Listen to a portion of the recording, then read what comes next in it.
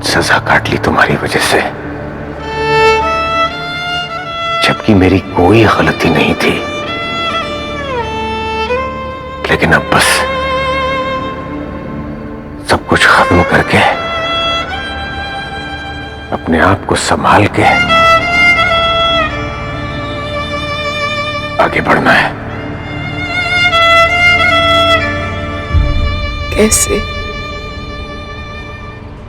कैसे किसी के जाने के बाद खुद को संभाला जाता है, कैसे अकेले अंधेरों से लड़ा जाता है तुम्हारे जाने के बाद।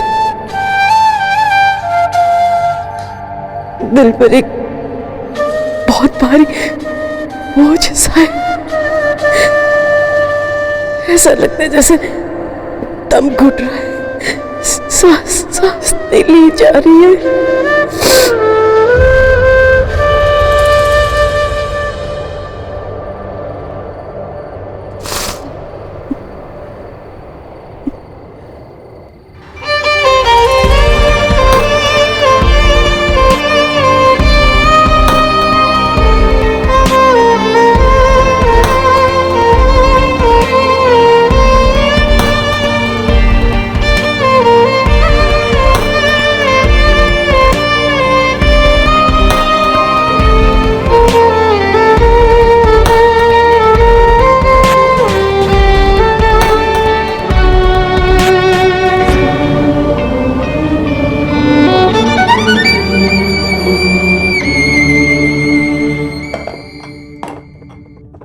भूल जा उस लड़की को। कल से तू ऑफिस जाना शुरू कर दे, सब फाइलों को देख ले और काम शुरू कर दे। लौट आएंगे राम, अब मनाओ दिवाली, जलाओ दिए। पर मैं अपने पति को भरत नहीं बनने दूंगी कि राम जी आए तो सौंप दिया सब कुछ वापस। बताओ, दफ्तर बांट लो, फिर तलाक तो हो ही रहा है, अपनी सपूत की दोबारा शादी करवा दी, फिर कहेंगे कि घर भी बांट लो। ऊपर से बैठे बिठाए जेठानी को भी झेलना पड़ेगा।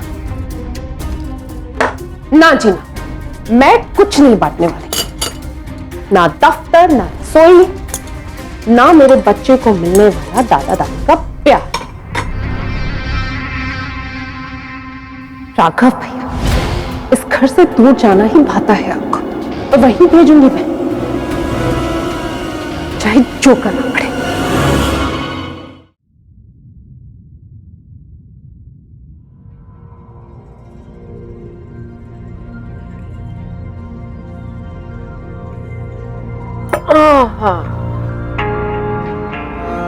क्या हुआ मम्मा? कुछ नहीं बेटा, बस घर के जो बच्चे हैं उनका जो रिश्ता है उस पर ग्रहण लगाना चाहती है। कुछ नहीं, बस टेबल से टकरा कर ना जमीन पर फैल गई। माँ, आप भी ना। अरे बुलबुल, तू कहाँ चली? बुलबुल,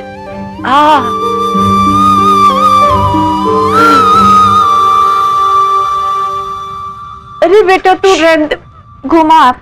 तूने पढ़ाई करनी है ना। मैं कर लूंगी, आप घूमो। एक मिनट बेटा।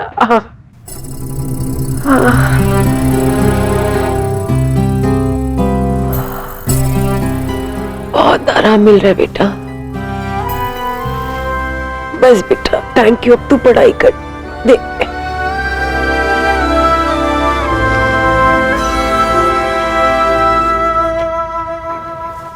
माँ, आप ठीक तो है ना?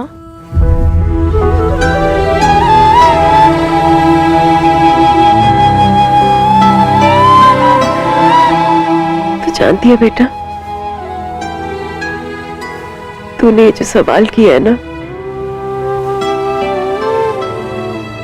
ये अक्सर लोग एक दूसरे से पूछना भूल जाते हैं। वैसे इंसान लाखों सवाल पूछ लेता है, लेकिन ये एक सवाल जो सबसे जरूरी है ना, बस यही नहीं पूछता है। मैं जानती हूँ बेटा, ये सवाल पूछने से दर्द कम नहीं हो जाता, लेकिन कोई पूछता है ना तो ऐसा लगता है कि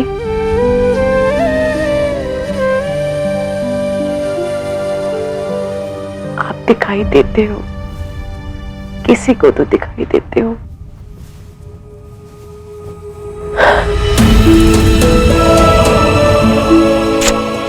मेरा बच्चा, चल बेटा अब तू पढ़ाई कर ले। हाँ?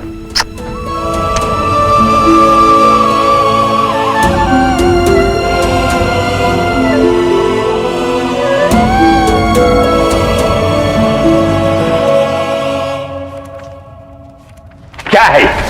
क्या है ये?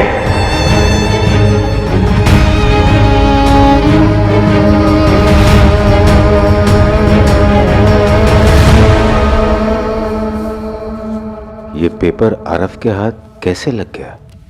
अब इसे बनाने जाऊंगा तो काफी वक्त लग जाएगा और कल सुबह किसी भी तरह मुझे इस मामले को निपटाना है। एक बार सिलवटें पड़ जाए तो कहां जाती हैं, फिर चाहे कितनी भी कोशिश कर लो खत्म ही नहीं होती। माँ वो देखो मामा। कहाँ? माँ हमें अपना एक ढंग का कमरा कब मिलेगा? बेटा ये भी तो अपना ही है, पूरा घर अपना है। माँ ये कबाड़ खाना है, कमरा थोड़ी। देखो कितने पुराने बर्तन, ये पेटी, ये पंखा जो चलता भी नहीं, ये केटरिंग का सामान सब यहीं पर आके रख दिया। उन्होंने ना इस कमरे में सिर्फ वही चीजें और लोग रखे जिनकी उन्हें बिल्कुल जरूरत नहीं, और ना ही वो उन्हें फेंकना चाहते हैं। मैं तेरी बात समझ रही हूँ बेटा, लेकिन तू देखना वो हमारा बरसाती वाला कमरा है ना, उसकी तारीख मिलने ही वाली है। बहुत जल्दी हम लोग वहां चले जाएंगे। तारीख पे तारीख, तारीख पे तारीख, कब से यही चल रहा है। बेटा शादी के बाद तेरे पापा भी चाहते थे कि हम लोग वहीं पे रुके। तू देखना इस बार जो कोर्ट केस होगा ना उसमें हम ही जीतेंगे, और फिर वो पूनम आंटी और उनके हस्बैंड को खाली करनी पड़ेगी बरसाती। ठीक है, तू चिंता मत कर, हम लोग वहीं रहेंगे। माँ मैं ना पूनम आंटी के सामने पैदा हुई हूँ और वो तभी से हिली नहीं है इस जगह से। आप बरसाती में रहने वाले सपने देखते रहना, मुझे तो नहीं लगता है सब होने वाला है। अब आप चलो, अब सो जाओ। सुबह से बहुत काम कर लिया आपने। अरे सो रही हूँ, और तू जाके अपनी पढ़ाई खत्म कर। जी माते।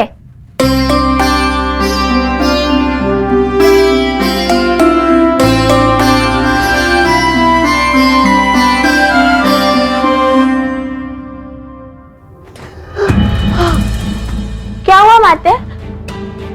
कल भाई साहब के लिए साबूदाने की खिचड़ी बनानी थी, साबूदाने भिगोना भूल गई। पर माँ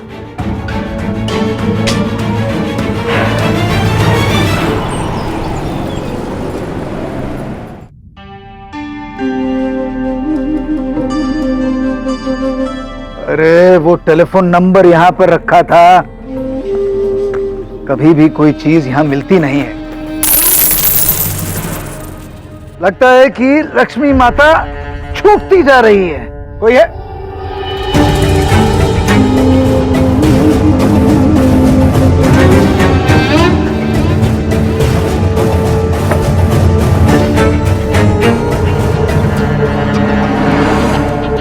न जाने किसकी नजर पड़ रही है, बनता हुआ काम बिगड़ जाता है।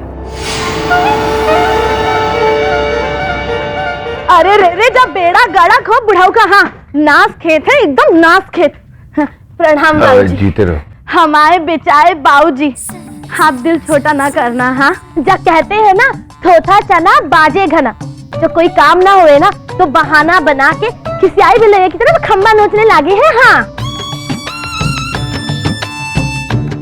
अरे पूनम, नाश्ते में कौवा खा लिया क्या? नहीं तो फिर सुबह से काव काव क्यों चालू है तेरा? चाची आपका हाथ कैसा है? ठीक है, लाइए मैं ले चलता हूँ। नहीं कोई बात नहीं। अरे अब जब का ही बताए, ये जो ब्रिजमोहन चाचा जी है ना, हमारे भगवान के समान इतने सीधे साधे बाबूजी की मतलब ऐसा अपमान कर दिया कि हम का ही बताए। क्या हुआ? क्या कहा तुमने? बेटा ऐसी कोई बात नहीं है, ये तो बस ऐसी ही बात का। अरे बाबूजी आप शांत रहिए, 1 मिनट। क्या बोला तुमने, बताओ। जहाँ हम बताते हैं ना भानु भैया, हमारी जो सहेली है ना सुनंदा किट्टी पार्टी वाली, जाना राधा रानी के मंदिर गई थी चुन्नी चढ़ाने, जाने हमको बताया कि उस घर वालों ने ना हमारे बाबूजी की गजब की बेइज्जती की है। संस्कारों की बात तुम्हारे मुंह से शोभा नहीं देती। सारी जिंदगी आशीर्वाद के नाम पर श्राप देते रहे हो और अब तुम अभिशाप बन गए हो। अरे बिन मतलब ही उलझ पड़े हमारे बाबूजी से। वहाँ पे जितने भी लोग थे ना, जा सबके सब सन पड़ गए थे। हाँ, जा होंगे बड़े घर वाले, जा होंगी उनकी हेकड़ी, पर क्या हमारे बाबूजी किसी रोड से उठाए हुए हैं क्या? जा हम सही कह रहे हैं बाबूजी, जा हम होते ना वहाँ तो उस बुढ़ऊ की ना मुंह से उखाड़ लेते। हाँ, इतना तो साहस, इतना तो साहस। मैं इस ब्रिजमोहन को छोड़ूंगा नहीं। मैं ऐसे पापा, दद्दू कह रहे हैं ना, इतनी बड़ी बात भी नहीं होगी, शांत हो जाइए। वैसे भी क्या आवश्यकता है बिना मतलब उनसे पंगे लेने का। वाह, ये है हमारे सपूत। देखा आपने, वो कहावत है ना कि पूत के पांव जो हैं पालने में ही नजर आते हैं। अरे तुम्हारी आंखों के सामने अगर तुम्हारे पिताजी को कोई गोली ठोक देगा तब भी तुम यही कहोगे? पापा आप बिन मतलब ही हमेशा उड़ता हुआ तीर पकड़ लेते। ए बेटा सुनना, जब हम दोनों तेरे आश्रित रहेंगे तो सुबह उठते ही 4 जूते जड़ देना हम दोनों को। हम सह लेंगे, क्यों जी? पर हमारे सामने कोई हमारी बाबूजी का इस तरह अपमान करे, वो हम नहीं सहेंगे ना। यही प्रॉब्लम है फैमिलीज की सो कॉल्ड छोटी छोटी सोच। बच्चे बोले तो बवाल, ना बोले तो बवाल। अरे जा भावना, तूने बताया ना इन सबको, जब तू वहीं तो थी। ये वहां पर थी? हाँ,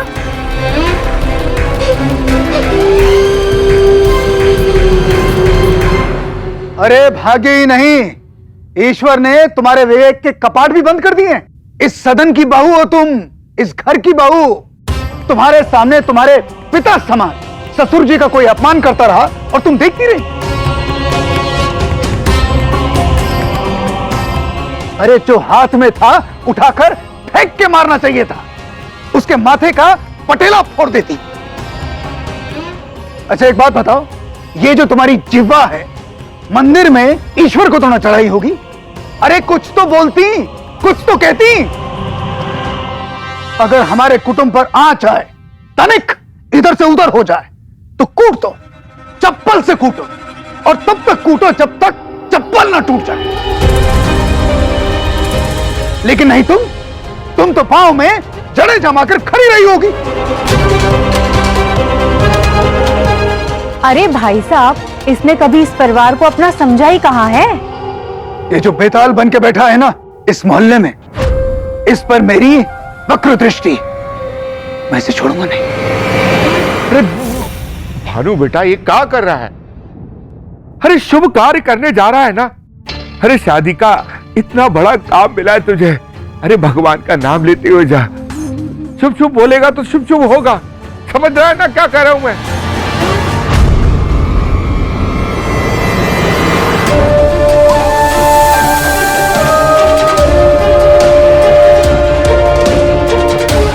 हे भगवान, अब दोनों परिवारों में फिर सुबह सुबह कलेश न खड़ा हो जाए।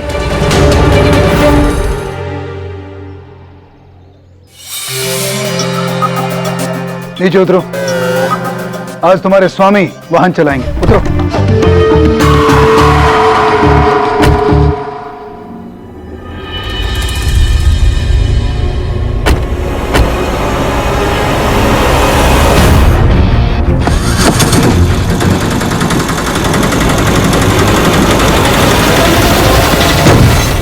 भाई साहब,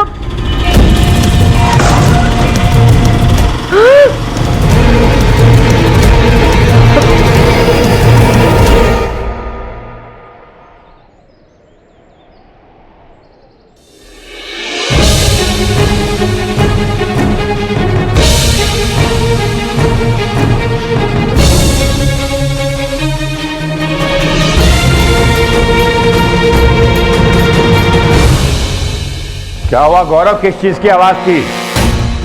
पापा कोई गाड़ी ठोक गया। कौन ठोक के गया? दिखा तुम्हें क्या? पता नहीं, देवराज भी लगता है पान खाने चला गया फिर से। 100 बार बोला कि बता के जाया करो। भावना, अपने घर वालों को बाहर भेजो। सुनाई नहीं देता क्या? मैंने कहा अपने ससुर को बाहर बुलाओ। या उस बैल बुद्धि वाले भानु को, उसके सिवा कोई और एक गिरी हरकत कर ही नहीं सकता।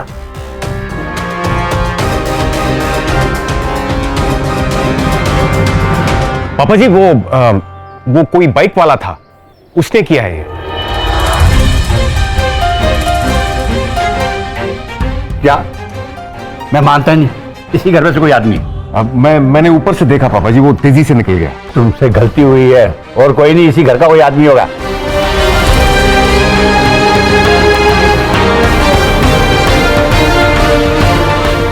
जी भाई साहब तो सुबह ही निकल गए थे।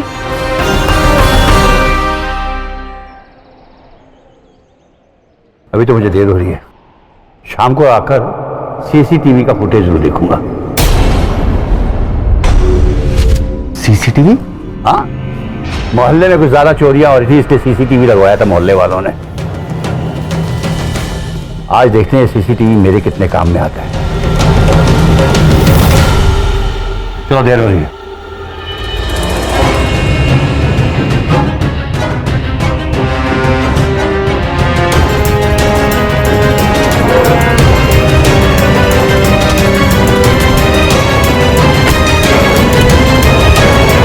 सीसीटीवी देखा तो मेरा और राघव जी दोनों का झूठ सामने आ जाएगा। राघव, ये पूरा परिवार भवाली है। ये काम भानु के बेटे अभी का भी हो सकता है। तुमने कभी उसे मोटरसाइकिल चलाते हुए तो देखा नहीं है, इसलिए पहचाना नहीं होगा।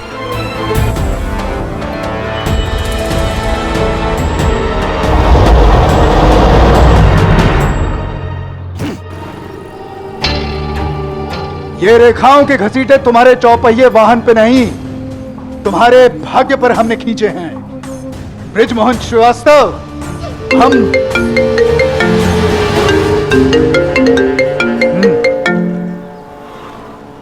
तुम्हें ही कॉल करने वाला था। कल जिस लग्न संबंध की बात हुई थी वो रद्द करनी पड़ेगी। वो क्या है कि राहु काल की छाया उस पर पड़ गई। अब हमारे सुपुत्र, हमारे अभिषेक के लिए एक नया संजोग बिठाइए। हाँ, अंजलि ज्वेलर्स की बेटी का रिश्ता आया है। अरे वो सदर बाजार वाले? हाँ वही, इकलौती है। इकलौती है? अरे तो हमारे उत्तर का तो प्रश्न ही नहीं होता है ना। तो हाँ बोल दूं? हाँ, आप हमसे कहिए। हाँ, हम वो हल्दी की गांठ पत्री में बांध के उपस्थित हो जाएंगे। ठीक है। हाँ, जल्दी जल्दी मिलवाइए, और सुनिए, शीघ्र मिलवाइए। हाँ। ब्रिजमोहन अंकल ने अगर कैमरा देख लिया तो उन्हें तो पता चल जाएगा कि उनकी गाड़ी भाई साहब ने ठोकी है। हे भगवान, फिर दोनों परिवारों में लड़ाई झगड़ा।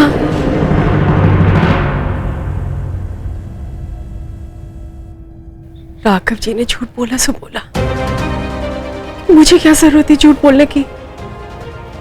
चुप नहीं रह सकती थी, और अगर मुंह खोलना ही था तो कम से कम इतना ही बोल देती कि कुछ नहीं देखा मैंने, कुछ नहीं पता मुझे। अब तो दोनों परिवार को भिड़ने से राधा रानी आप ही बचा सकती।